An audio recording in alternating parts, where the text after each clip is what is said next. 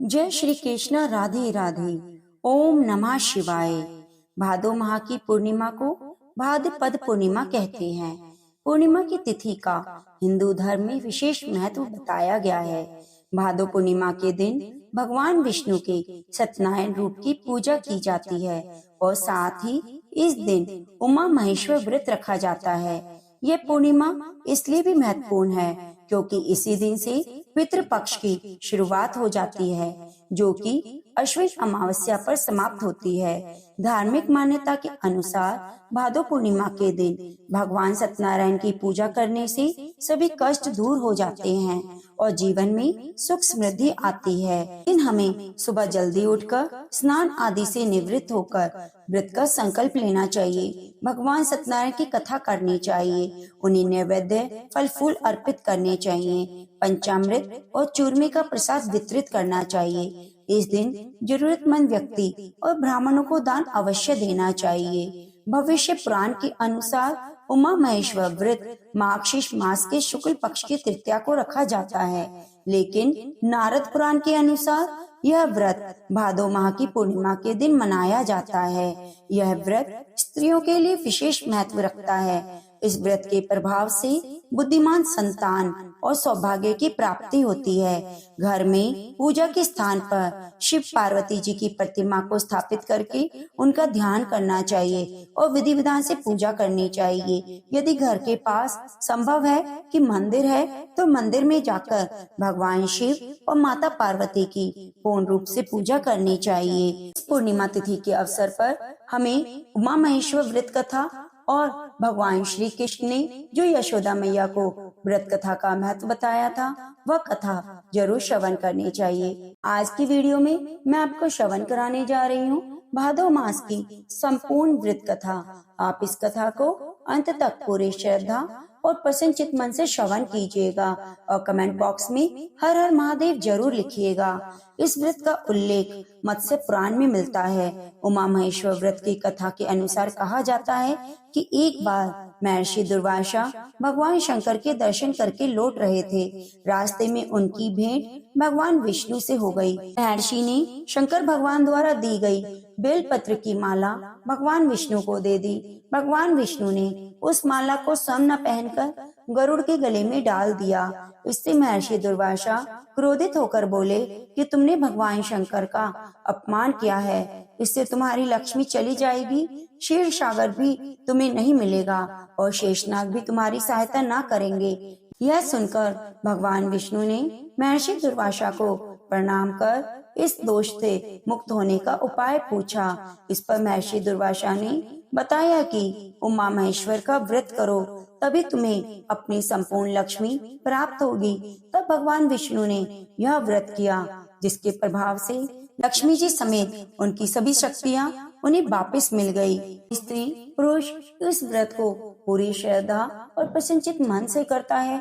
भगवान शिव उसकी सभी मनोकामनाएं पूरी करते हैं। ओम नमः शिवाय। भगवान श्री कृष्ण ने माता यशोदा को पूर्णिमा व्रत का रहस्य बताते हुए कथा सुनाई। वह कथा आज मैं आपको श्रवण कराने जा रही हूँ। पौराणिक कथाओं के अनुसार द्वापर युग में माता यशोदा ने श्री कृष्ण से कहा, हे कन्हैया, तुम सारे संसार के उत्पन्न करता, पालन पोषण करता और संहार करता हो। आज कोई ऐसा व्रत मुझे बताओ जिसके करने से मृत्यु लोक में स्त्रियों को विधवा होने का भय ना रहे तथा यह व्रत सभी मनुष्यों की मनोकामना पूरी करने वाला हो। श्री कृष्ण कहने लगे, हे मैया, तुमने बहुत सुंदर प्रश्न किया। मैं तुमसे ऐसे ही व्रत का विस्तार से वर्णन करता हूँ। सौभाग्य की प्राप्ति के लिए स्त्रियों को 32 पूर्णिमाओं का व्रत करना चाहिए। इस व्रत को करने से स्त्रियों को सौभाग्य और संपत्ति मिलती है।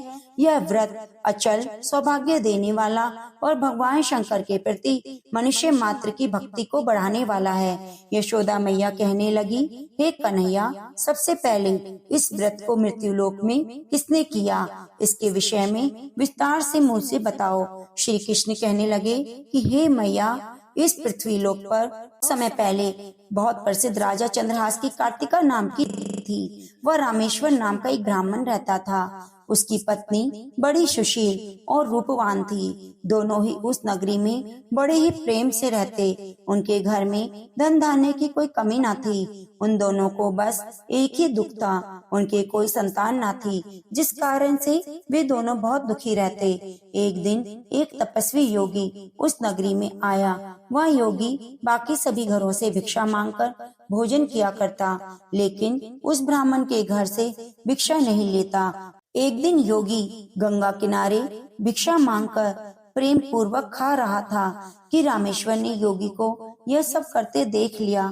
अपने घर से भिक्षा न लेने से दुखी होकर रामेश्वर ने उस योगी से कहा, आप और सब घरों से तो भिक्षा लेते हैं, परंतु मेरे घर से भिक्षा कभी नहीं लेते, इसका क्या कारण है? योगी कहने लगा कि आपका धर्म हमें इस बात की आज्ञा नहीं देता, क्योंकि अभी आप गृहस्थ जीवन में एक सुख से वंचित हैं। आपके घर संतान होने पर भी आपके घर से मैं भिक्षा स्वीकार कर लूंगा।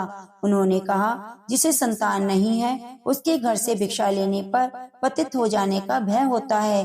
रामेश्वर यह बात सुनकर बहुत दुखी हुआ और हाथ जोड़कर योगी के पैरों पर गिर पड़ा और दुखी मन से कहने लगा कि आप मुझे संतान प्राप्ति का उपाय बताएं। आप सर्वज्ञ हैं, मुझ पर अवश्य ही यह कृपा कीजिए। धन की मेरे घर कोई कमी नहीं, लेकिन मैं संतान न होने के कारण अत्यंत दुखी हूँ। आप मेरे इस दुख का हरण कीजिए। यह सुनकर योगी कहने लगा कि तुम चंडी देवी की आराधना करो।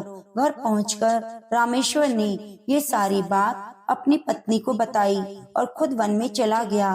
वन में जाकर उसने चंडी देवी की आराधना की और उपवास किया। चंडी ने 16वें दिन उसको सपने में दर्शन दिए और कहा कि हे रामेश्वर, जब तेरे पुत्र होगा, लेकिन उसकी आयु सिर्फ 16 वर्ष की होगी। 16 वर्ष की आयु में ही उसकी मृत्यु हो जाएगी। अगर तुम दोनों स्त्री और पुरुष 32 पूर्णिमाओं को व्रत करोगे तो ये दीर्घ आयु हो जाएगा। जितना तुम्हारा सामर्थ्य हो उतने ही आटे के दिए जलाकर शिव जी का पूजन करें, लेकिन पूर्णमासी 32 ही होनी चाहिए। सुबह होते ही तुम्हें इस स्थान के पास से एक आम का पेड़ दिखाई देगा। उस पर फल लगे हुए होंगे। तुम उसमें से एक फल को तोड़कर अपने घर ले जाना। अपनी पत्नी को इसके बारे में बताना। सुबह स्नान होने के बाद वह स्वच्छ वस्त्र पहनकर भगवान शंकर का ध्यान करके उस फल को खा ले। तब शंकर भगवान की कृपा से उसको गर्भ हो जाएगा। जब सुबह ब्राह्मण उठा तो उसे उस स्थान पर आम का पेड़ दिखाई दिया और वह फल तोड़ने के लिए चढ़ा, लेकिन वह पेड़ पर चढ़ ही नहीं पा रहा था। देखकर उसे बड़ी चिंता हुई। उसने भगवान गणेश की उपासना की और कहा, हे गणेश जी, अपने भक्तों के विघ्नों का नाश करने के लिए, उनके मंगल कार्यों को करने वाले, दुष्ट का नाश करने वाले, रिद्धि सिद्धि देने वाले, आप मुझे इतना बल दें कि मैं अपनी मनोकामना पूरी कर सकूं। इसके बाद वह पेड़ से फल तोड़कर अपनी पत्नी के पास पहुंचा। उसकी पत्नी ने अपने पति के कहे अनुसार उस फल को खा लिया और वह गर्भवती हुई। देवी की कृपा से उसे बहुत सुंदर पुत्र पैदा हुआ। उसका नाम देवीदास रखा। माता पिता के हर्ष और प्रेम के साथ वह बालक बड़ा होने लगा। भगवान की कृपा से बालक बहुत सुंदर था, सुशील और पढ़ाई लिखाई में निपुण। माँ दुर्गा के कहे अनुसार उसकी माता ने 32 पूर्णिमासी का व्रत रखा। जैसे ही लड़का 16 वर्ष का हुआ, दोनों पति पत्नी बहुत दुखी हुए, कहीं उनके पुत्र को मृत्यु न आ जाए। उन्होंने सोचा कि अगर उनके सामने यह सब हुआ तो वह कैसे देख पाएंगे। तभी उन्होंने देवीदास के मामा को बुलाया और 1 वर्ष के लिए देवीदास के काशी में पढ़ने के लिए भेज दिया। 1 वर्ष के बाद उसे वापस लेकर आने के लिए कहा। देवीदास अपने मामा के साथ एक घोड़े पर सवार होकर चल दिया। उसके मामा को भी यह बात पता न थी। दोनों पति पत्नी 32 पूर्णमासी का व्रत विधि विधान पूर्वक करते रहे। दूसरी तरफ मामा और भांजा दोनों रात गुजारने के लिए रास्ते में एक गांव में रुके। उस दिन उस गांव में ब्राह्मण की कन्या का विवाह होने वाला था। जिस धर्मशाला में वर और बारात बाकी लोग रुके थे, उसी धर्मशाला में देवीदास और उनका मामा ठहर गया। उधर कन्या को तेल आदि चढ़ाने के बाद जब लग्न का समय आया तो वर की तबीयत अचानक खराब हो गई। वर के पिता ने अपने परिवार वालों से विचार विमर्श करके कहा कि यह देवीदास मेरे पुत्र जैसा है, मैं इसके साथ लगन करा दूं। बाद में बाकी सारे कार्य मेरे बेटे के साथ पूरे हो जाएंगे। ऐसा कहने के बाद वर के पिता देवीदास को मांगने के लिए उसके मामा के पास गए और सारी बात बताई।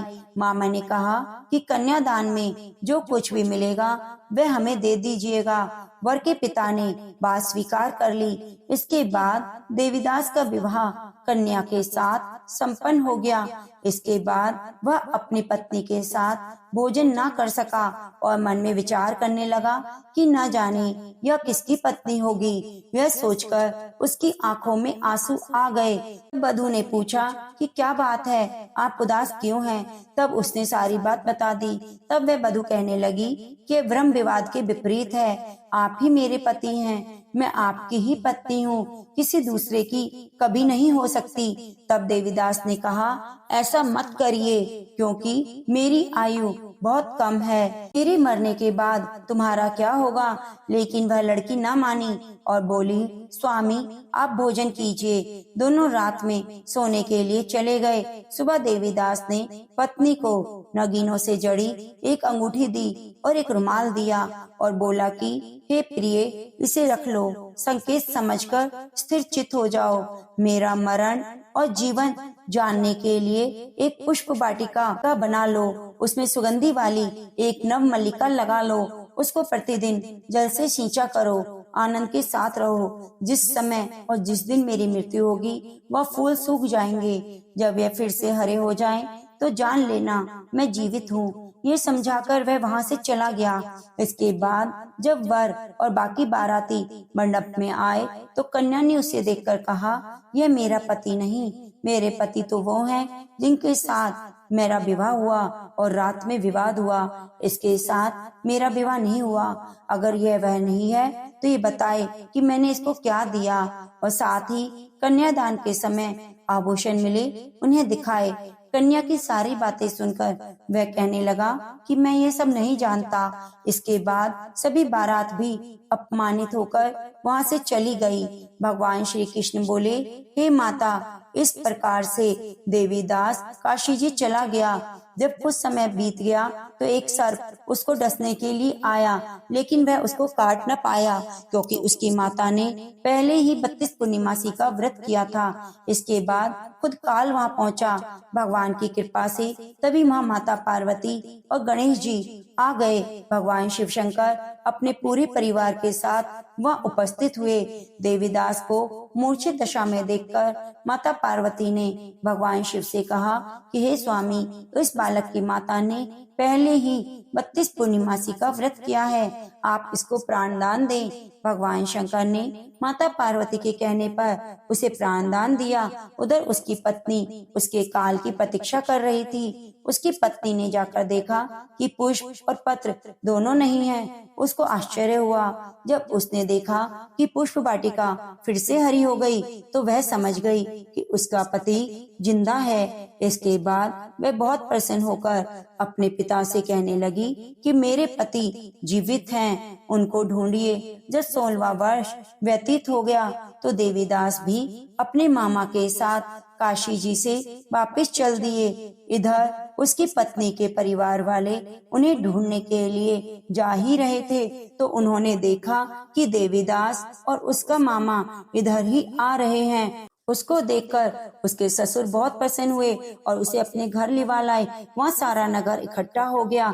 कन्या ने भी उसको पहचान लिया। देवीदास ने इसके बाद अपनी पत्नी और मामा को लेकर वहाँ से चल दिए। उसके ससुर ने बहुत धन और दहेज दिया। जब वह अपने घर की तरफ चल रहा था तो माता पिता को लोगों ने खबर दी कि तुम्हारा पुत्र देवीदास अपनी पत्नी और मामा के साथ आ रहा है, लेकिन उन्हें विश्वास न हुआ। हुआ। जब देवीदास आया, उसने अपने माता पिता के पैर छुए। देवीदास के माता पिता ने उसका माथा चूमा और दोनों को अपने सीने से लगा लिया। दोनों के आने की खुशी में रामेश्वर ने ब्राह्मणों को भोजन करा और बहुत दान दक्षिणा दी। श्री कृष्ण कहने लगे कि इस तरह से रामेश्वर को 32 पूर्णिमा के व्रत के प्रभाव से संतान की प्राप्ति हुई। जो स्त्रियां इस व्रत को करती हैं, वे जन्म जन्मांतर तक विधवा का दुख नहीं भोगती और सदैव सौभाग्यवती रहती हैं। ये मेरा वचन है। यह व्रत संतान देने वाला है, संतान की दीर्घ आयु करने वाला है और सभी मनोकामनाओं को पूरी करने वाला है।